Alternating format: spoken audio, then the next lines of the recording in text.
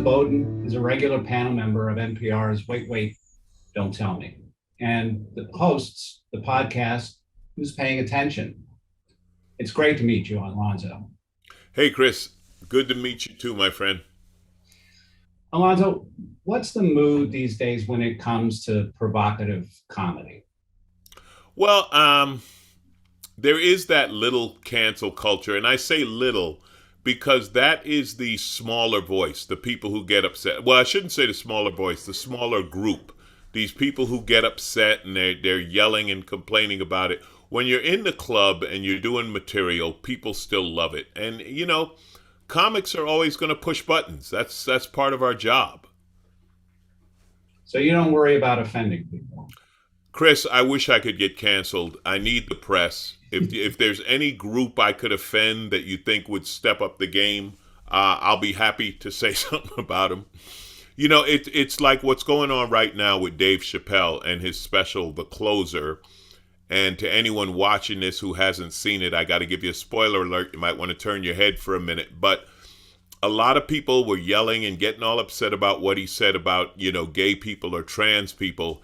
But if you watch it to the end, you would understand his point of view, what he's saying. And it's not insulting at all. And it's his point of view. He's not telling you have to think the way I do.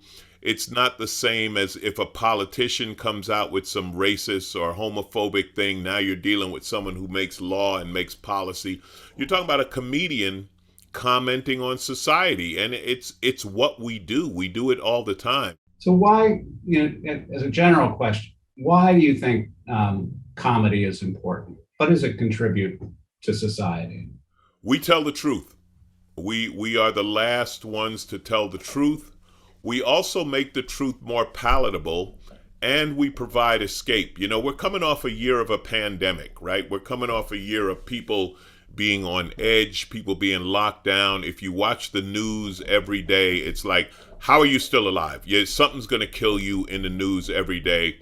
We're the ones who make you laugh at it, or we might take you away from it. We might do joke like, listen, when I'm on stage, I will joke about anti-vaxxers and racism, but I also joke about my dog. I joke about the trials and tribulations of having a spoiled Great Dane. And that might be your escape for a minute. So that's what we comics do. We make fun of the truth and we take you away from the truth. We make a horrible palatable, and and we have fun doing it. And By the how do way, you, we ourselves are generally miserable people. We're also much more miserable than you, yet we have figured out how to market it. what's your feeling about the future of comedy? Is it in peril? No, no, listen, comedy, it's like jazz, okay? I think jazz has been dying since, like, I don't know, 1955, 1960. It's the end of jazz, and yet there's still jazz artists creating brilliant music. Comedy's not going anywhere because, as I said, we're a voice and people like the voice. The quietest group in our society is always the big group, the group in the middle, the group that goes to a comedy show and laughs their ass off and then goes home, and they don't suddenly hate a group of people and they don't want to protest the next day. They understand, I went to a comedy show and he or she had some funny stuff to say about what's going on, and I had a good night. Again, you have that small percentage that is like,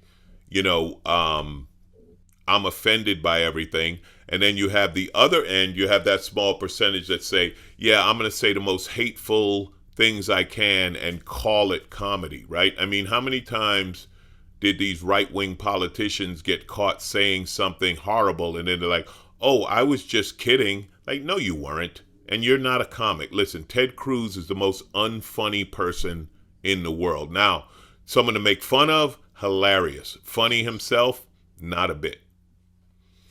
Well, I'm glad to hear the positive report, and we certainly, I know I need comedy, and thank you, Alonzo.